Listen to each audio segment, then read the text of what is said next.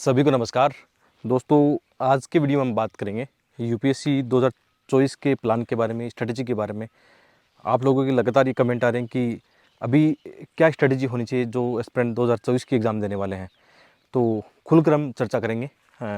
साल भर का जो प्लान है उस पर बात करेंगे, कैसा आपका टाइम टेबल होना चाहिए, क्या रिसोर्सेज होने चाहिए, ठीक है, मेरी रणनीति क्या चल रही है उस पर भी हम बात करेंगे, ठीक है।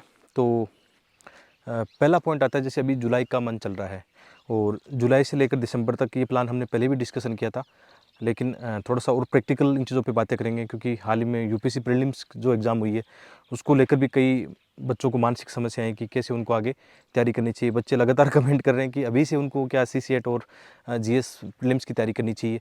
तो इन बातों पे हम बात करेंगे। तो सबसे पहले आपसे रिक्वेस्ट होगा कि यदि आप इस चैनल पे नए हो तो चैनल को सब्सक्राइब करना, क्योंकि यूपीएससी से जुड़ा बहुत सारा कंटेंट आपको फ्री ऑफ कॉस्ट यूट्यूब पे यहाँ पे मिल जाएगा। एक बार प्लेलिस्ट जाके चेक कर लेना और वीडियो को लाइक करना और कमेंट करके अपनी ओपिनियन भी बता सकते हो। तो पहली बात करते हैं टाइम टेबल की, कि जुलाई से लेकर दिसंबर के मध्य किस प्रकार आपको आगे बढ़ना है। जुलाई जो 2023 है और दिसंबर 2023 तक कैसे आगे बढ़ना है। मुख्य रूप से मेरा सजेशन आपके लिए होगा कि अभी मेंस के एग्ज़ाम की ही तैयारी करनी है। जल्दबाजी में, उतावलेपन में ये नहीं करना है कि मुझे तो साल भर प्रीलिम्स पढ़ना है, उसका उतना फ़ायदा नहीं मिलेगा। और मेरा तो ये मानना है कि जो एस्पिरेंट अपनी मेंस की तैयारी पहले करते हैं, जो मेंस का डिटेल सिलेबस आपको पता है, 4 जीएस के पेपर हैं, आपको ऑप्शनल सब्जेक्ट है, ठीक है। यदि आप उनको पढ़ते हो तो आपका प्रीलिम्स निकलने के चांसेस ज़्यादा है, इवन कि आप केवल साल भर प्रीलिम्स पढ़ रहे हो। क्योंकि मेंस का सिलेबस से आप गो थ्रू होते हो ना, तो बहुत सारा जो वाइड सिलेबस आप पढ़ते हो, बहुत सारी थिंकिंग करते हो, बहुत सारा कंटेंट आप पढ़ते हो, इन्फॉर्मेशन लेते हो, यही आपकी प्रीलिम्स में काम आने वाला है।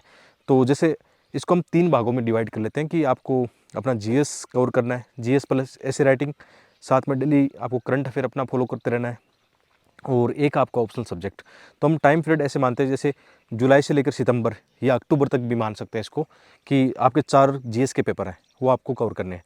और जीएस कवर करते समय ये भी ध्यान रखना कि आप इंटीग्रेटेड स्टडी कर सकते हो, कि पढ़ते समय फोकस किस पे करना है, मेंस के सिलेबस पे करना है, लेकिन प्रीलिम्स के क्वेश्चन भी आप पीवाईक्यू भी आप देखते रहना, ताकि जैसे आप ज्योग्राफी पढ़ रहे हो, हिस्ट्री पढ़ रहे हो, जो टॉपिक पढ़ रहे हो, आपको थोड़ा थोड़ा नॉलेज अपना प्रीलिम्स का भी होना चाहिए कि ऐसे ऐसे क्वेश्चन आते हैं। इंटीग्रेटेड स्टडी ज़्यादा प्लान में जोर दे रहा हूँ इसमें, लेकिन फोकस किस पर रहेगा, मेंस के एग्जाम पर फोकस रहेगा। कि मेंस का जो सिलेबस है, एग्जाम्पल के लिए जैसे जीएस फेस्ट है, उसमें हिस्ट्री है, आर्ट एंड कल्चर है, ज्योग्राफी है, सोसाइटी है, तो आप इनको क्या करोगे, अच्छा इनका कंटेंट पढ़ते हुए यहाँ पे कुछ एनसीईआरटी का सहारा लेना। जैसे विशेषकर एनसीईआरटी में आप 11th 12th की एनसीईआरटी आती है, उसका सहारा ले सकते हो। हिस्ट्री की एनसीईआरटी आती है, ठीक है, उनका सहारा ले सकते हो। बेस आप एनसीईआरटी से बना सकते हो, लेकिन मेंस में आप केवल एनसीईआरटी से काम चलेगा नहीं। आपको कोचिंग मटेरियल या टॉपर सजेस्ट करते हैं हमेशा, बुक रिसोर्सेज के बारे में हम आगे बात कर सकते हैं, लेकिन इसको लेकर मैंने काफ़ी कंटेंट के लिए वीडियो बना दिया है, तो वो भी आप देख सकते हो। तो जैसे हम बात करें कि आप ज्योग्राफी पढ़ रहे हो, तो ज्योग्राफी का आपका सिलेबस क्या है मेंस का, टू दी पॉइंट, उसके आप शॉर्ट नोट्स भी बना लो। शुरू में शॉर्ट नोट्स मत बनाओ, कोई बात नहीं, एक बार ढंग से पढ़ाई कर लो, लेकिन नोट्स बनाने चाहिए, मेरा ये मानना है, ताकि बाद में आगे जाके काम आएगा। तो इंटीग्रेटेड स्टडी में क्या हो गया, पहले 3-4 महीने आपने जीएस का जो GS1 है, GS2 है, GS3 और GS4 एथिक्स मैंने करवा दिया है यूट्यूब पर बिल्कुल फ्री ऑफ कॉस्ट। अभी हाल ही में किताब भी एथिक्स की अपनी हिंदी इंग्लिश दोनों में आ चुकी है, आप बिल्कुल देख सकते हो, डिस्क्रिप्शन चेक करना। One of the best book है जो आपकी तैयारी में बहुत ज़्यादा हेल्प करेगी। आपको फालतू का कोचिंग पर डिपेंड रहना नहीं पड़ेगा, 1 रुपये कोचिंग के लिए नहीं देने पड़ेंगे, क्योंकि फ्री में मैंने यूट्यूब पे पढ़ा दिया, पूरा सिलेबस पढ़ा दिया है, तो आप देख सकते हो। ऐसे राइटिंग बाद में कर लेना, पहले जीएस पढ़ लो, ऑप्शनल सब्जेक्ट पढ़ लो। जब आपके पास कंटेंट और इन्फॉर्मेशन होगी तो ऐसे लिखना आपके लिए बहुत ही आसान होगा। अभी ऐसे को लेकर ज़्यादा चिंता मत करना, फिर भी आपका मन करता है महीने में 1-2 ऐसे लिखने की कोशिश कर सकते हो, ठीक है। तो शुरू के 3-4 महीनों में क्या करना, अपना टाइम टेबल हिसाब से डिवाइड करो। जीएस के 4 पेपर हो गए, आपका ऑप्शनल सब्जेक्ट हो गया, और डेली करंट अफेयर, मतलब या तो आप न्यूज़पेपर पढ़ सकते हो। आजकल के टॉपर ज़्यादा न्यूज़पेपर पर डिपेंड नहीं है, वो कोचिंग का जो मटेरियल आता है, क्योंकि कोचिंग ऑलरेडी बहुत सारी कोचिंग इसको लेकर बहुत ज़्यादा मेहनत करती है, यूट्यूब पर पढ़ाते हैं। मैं भी यूट्यूब पे आपको द हिंदू इंडियन एक्सप्रेस पढ़ाता हूँ, तो हिंदी मीडियम के लिए अच्छा कंटेंट मैं द हिंदू में देता हूँ, तो आप फालतू में मत पढ़ो बाद में, ठीक है। बाकी चाहो तो कोई वेबसाइट आप फॉलो करते हो वो देख सकते हो, लेकिन ज़्यादा नहीं। कहने का मतलब है एक रिसोर्सेज करंट अफेयर का आप देखना, लास्ट में फिर मंथली में एक दिन आती है, उससे कवर हो जाएगा आपका। तो करंट अफेयर का ये जो बोलते हैं ना कि ज़्यादा फैलाना, वो मत करना। या तो डेली न्यूज़पेपर और प्लस मंथली मैगजीन से आपका काम बन जाएगा। इसके अलावा फालतू की और वेबसाइट वगैरह नहीं देखनी है। यदि आप कोई एक वेबसाइट फॉलो करते हो तो फिर आपको यूट्यूब फॉलो करने की आवश्यकता नहीं है, ठीक है, न्यूज़पेपर देखने की आवश्यकता नहीं है। आपकी जो वेबसाइट है करंट अफेयर की, और प्लस आपका मंथली मैगजीन से आपका काम बन जाएगा। तो ऐसे करके मतलब जो आने वाले 3-4 महीने हैं, मैं मान के चल रहा हूँ कि सितंबर लास्ट या अक्टूबर मिड तक आप एक बार अपना ऑप्शनल सब्जेक्ट और जीएस का पूरा सिलेबस कर लोगे एक, ठीक है। अक्टूबर से दिसंबर के बीच में फिर क्या होगा, इनका रिवीजन होगा। फिर सेकंड स्टेज जब आएगी तो आप शॉर्ट नोट्स भी बना सकते हो इनका, जीएस के और ऑप्शनल सब्जेक्ट के, ठीक है। साथ में कुछ आंसर राइटिंग जरूर कर सकते हो।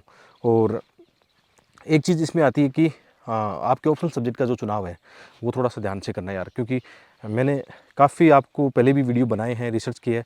आजकल अपना ऑप्शनल सब्जेक्ट इस हिसाब से मत लेना कि आपका ग्रेजुएशन में वो सब्जेक्ट था, आपका बहुत ज़्यादा उसमें इंटरेस्ट था, इसके हिसाब से क्राइटेरिया डिसाइड मत करना। डिसाइड का जो सबसे प्रमुख आपका कारण होना चाहिए या आपका जो प्राथमिकता देनी है तो वो होगा मार्किंग पैटर्न कैसा है, ठीक है।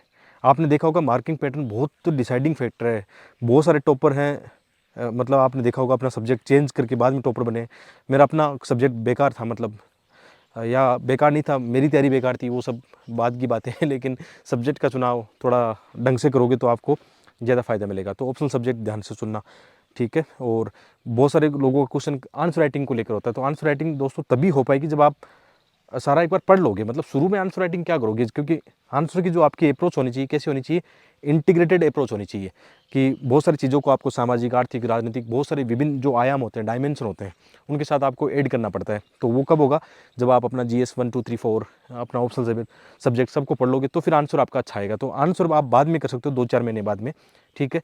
लेकिन शुरुआती स्तर पर आपको यही करना चाहिए। और दिसंबर के बाद में आपको क्या करना चाहिए, जैसे 5 महीने बचे, दिसंबर के बाद 5 महीने मई तक आपके, हम जनवरी 2024 की बात कर सकते हैं, 24 से लेकर मई 2024 तक, यानी 5 महीने फिर फुल डेडिकेट होकर आप प्रीलिम्स को दे सकते हो। आपका मेंस का काम लगभग हो गया है, यही एक अच्छा मौका है। यही आपका ये होगा कि 2024 में आपकी सफलता आपको मिलेगी या नहीं मिलेगी, ये 4-5 महीने डिसाइड करेंगे। जब आप अपनी मेंस की तैयारी बहुत अच्छे से कर लेते हो, तो मेंस की तैयारी आपने अच्छी कर ली तो आपका ये हो गया कि प्रीलिम्स का जो 70% सिलेबस है वो भी आपका हो गया है। तो जनवरी से लेकर मई तक आप ये कर सकते हो प्रीलिम्स फोकस होकर। उस समय क्या होगा, थोड़ी एनसीईआरटी को ज़्यादा फोकस करना पड़ेगा, विशेषकर 11वीं-12वीं की जो एनसीईआरटी है। आप ज्योग्राफी की कर सकते हो, साइंस की 9-10 थोड़ा देख सकते हो, जहाँ से कुछ बेसिक जो क्वेश्चन आए हैं वो देख सकते हो। इकोनॉमी की एनसीईआरटी देख सकते हो, हिस्ट्री की बहुत सारी एनसीईआरटी वो देखना पड़ेगा, नई वाली और पुरानी वाली एनसीईआरटी भी देखना पड़ेगा, ठीक है। पुरानी वाली एनसीईआरटी कई बार बच्चों को नहीं मिलती है, तो मैंने अपनी वेबसाइट पर भी डाल रखी है, आप वहाँ देख लेना, लिंक डिस्क्रिप्शन में चेक कर लेना, ठीक है। वो देख सकते हो। इन्वायरमेंट में भी आपको चीज़ें करना पड़ेगा, एनसीईआरटी प्लस वैल्यू एडिशन, मतलब बेसिक जो चीज़ें हैं उनको भी साथ में देखना पड़ेगा, काफ़ी रिसर्च करना पड़ेगा आपको। और उसमें PYQ विशेषकर जो आपका है सोल्व पेपर आपकी बड़ी भूमिका निभाएगा उस समय, जनवरी के बाद में। तो एक अच्छा PYQ की मैं तब तक बुक निकाल दूंगा। अभी जुलाई लास्ट में एक शानदार बुक आ रही है, 11 साल का जो सोल्व पेपर है, जिसमें सीसेट दोनों को कंबाइंड अब कर दिया गया है, ठीक है। तो एक अच्छी बुक हम निकालने की कोशिश कर रहे हैं। और सीसेट एक चीज़ है कि जो बच्चे बार बार सीसेट फेल हो रहे हैं, जिनका मेंस अच्छा है, तो वो सीसेट की अभी से आधी घंटा देख सकता है, मतलब डेली वाइज, क्योंकि उसका फ़र्क पड़ता है कि आप थोड़ा थोड़ा बूंद बूंद से गड़ा भर लेते हो। और बाद में भी ठीक है, 5 महीने काफ़ी होते हैं यदि आप ढंग से अपनी स्ट्रेटेजी अपनाते हो। सीसेट का पेपर आजकल काफ़ी टफ आने लगा है, तो मैथ्स रीजनिंग को फोकस करना पड़ेगा। और ऐसा भी नहीं कि उसको पास नहीं कर सकते, पास तो करेंगे हम, मेहनत करेंगे और क्या, ठीक है। थोड़ा सा एक स्ट्रेटेजी, स्मार्ट तरीका आपको अपनाना पड़ेगा कि किन किन चीज़ों को आपको फोकस करना है, क्या यूपीएससी का कोर एरिया है उनको फोकस करना है। उस समय प्रीलिम्स का ये होगा कि आपको टेस्ट सीरीज वगैरह आपको देनी है। तो ये चीज़ें हैं, मोटा मोटी ये रहना चाहिए कि ये समय आपका मेंस का ही है, ठीक है। मेंस में जो आप कर सकते हो, इसमें जो आपको कोचिंग करनी है, ऑप्शनल सब्जेक्ट पढ़ना है, जहाँ से जो भी करना है आपको, ये 5-6 महीने अपने मेंस को निपटाने का है, एक स्मार्ट स्ट्रेटेजी के साथ में। और कुछ कुछ अपने नोट्स साथ साथ बनाते चलो, ठीक है, शॉर्ट नोट्स बनाते चलो। यही एक तरीका इसमें मुझे जहाँ तक लगता है एकदम सही तरीका है, क्योंकि जब मैंने भी 3 बार मतलब मेंस पास किया था, इंटरव्यू तक पहुंचा था, तो ये तरीके अपनाए थे, सेम तरीके, और उनसे अच्छा होता है कि आपका, जैसे जब आप प्रीलिम्स पास कर लोगे तो आपके पास एक अच्छा मौका होगा आंसर राइटिंग करने का। जैसे प्रीलिम्स के बाद में आप अपना सिलेबस दोबारा करने बैठते हो मेंस का, तो थोड़ा सा आपके पास समय कम होगा आंसर राइटिंग को लेकर, तो वहाँ पे थोड़ी समस्या आपको आ सकती है। तो इन चीज़ों को ध्यान में रखते हुए अपनी तैयारी करनी चाहिए, और ये स्ट्रेटेजी मेरे हिसाब से आपके लिए काम आ सकती है। साथ में एक रिवीजन का ज़रूर देखना, केवल नया नया नहीं पढ़ना है। हाँ, डेली वाइज आप अपना रिवीजन का देख सकते हो कि जो टॉपिक आपने आज पढ़े हैं वो कल जब वो टॉपिक पढ़ते हो, उसका नेक्स्ट चैप्टर पढ़ते हो तो एक बार रिवीजन कर लो। वीकेंड में रिवीजन रख सकते हो, या जैसे वो टॉपिक एक बार पूरा हो जाए तो उसको रिवीजन कर सकते हो। रिवीजन मेरे हिसाब से की है, यूपीएससी की सफलता का की कह सकते हो आप, एक बेस्ट कह सकते हो कि नया नया पढ़ते पढ़ते जाना, वो पुराना वाला भूल जाओगे आप, है ना। तो रिवीजन भी मस्ट इसमें शामिल होगा आपके लिए, है ना। और थोड़ा सा ये है कि अपने आप को समेटना, ज़्यादा ऐसा नहीं कि बहुत ज़्यादा रिसोर्सेज आप इकट्ठा करने लग जाओ, वो भी मत करना, ठीक है। कोशिश करना 1-2 टॉपिक को कवर करके ऐसा कर लेना, बाकी मेंस के लिए मैंने आपको काफ़ी चीज़ें पढ़ा भी दी है, बीच में आंसर राइटिंग के अच्छे जो लेसन है वो भी बना दिए हैं। कुछ मॉडल आंसर मैं टेलीग्राम पे डालता रहता हूँ, तो टेलीग्राम आप ज़रूर ज्वाइन करना चाहिए, जिसका डिस्क्रिप्शन भी आपको अपने इस वीडियो के डिस्क्रिप्शन में मिल जाएगा, या टेलीग्राम में आप ज्वाइन कर सकते हो study ice with Dharmendra Jakhar, जिस पर 1,05,000 सब्सक्राइबर अभी हैं। तो वहाँ पे मैं डेली द हिंदू के नोट्स वगैरह शेयर करता रहता हूँ, कभी कभी भी जो मेरे अच्छे मॉडल आंसर है वो वहाँ पे शेयर करता रहता हूँ, तो उसका भी आपको एक अलग फ़ायदा मिलेगा। बाकी आप कमेंट करके बताना, ठीक है, कि आपको किन टॉपिक पर वीडियो चाहिए और ये वीडियो आपको कैसा लगा, ठीक है। जैसा आप कमेंट करोगे तो उस दिशा में कुछ अच्छे प्रैक्टिकल वीडियो आपके लिए बनाने की कोशिश करूँगा। तो ऐसे ही लगातार साथ में बने रहना। आप सबका ये वीडियो देखने के लिए बहुत बहुत धन्यवाद।